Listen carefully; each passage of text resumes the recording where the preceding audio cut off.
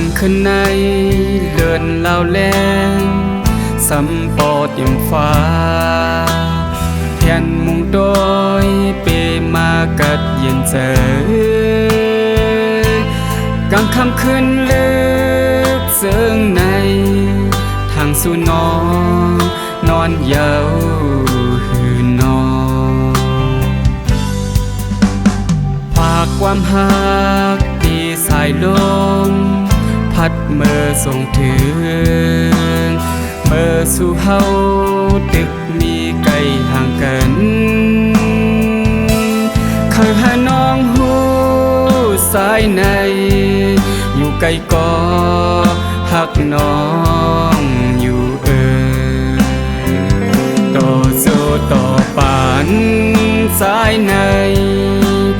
หักสู้ก็เลี้ยวก้อยยุ่มใส่อ่อนสายน้องเอ้ยสายหักเทียงพายาวหักน้องก็เลหักน้องก็เลหักน้องก็เล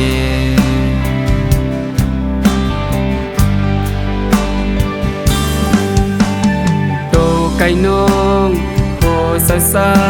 ยมีหินจำสูเหมือนหังเงามีไว้อยู่หิมพัดยานน้องตั้งเลยกอบสายหักสู่น้องก็เลว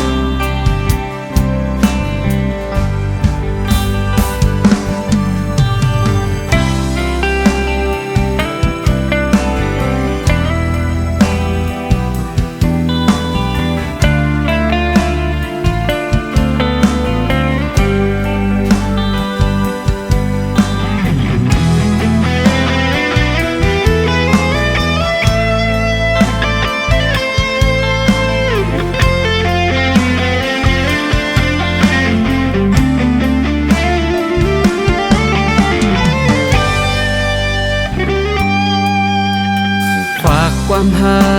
กที่สายลมพัดเมื่อส่งถึ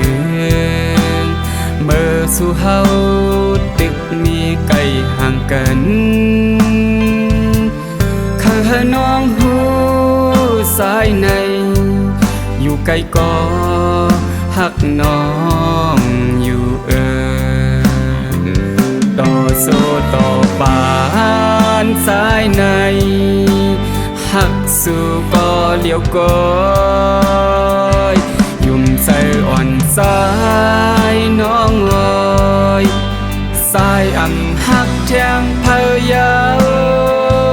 หักน้องก็เลหักน้องก็เลหักน้องก็เล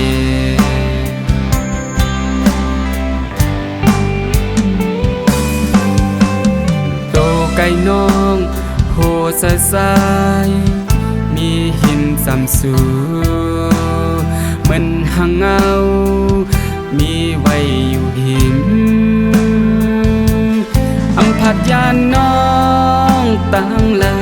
ยกอบสายหักสู่น้องก็เลพัดยานน้องตั้งเลยกอบสายหักสู่น้องก็เลพัดยานน้องตั้งเลยกอบสายหักสู่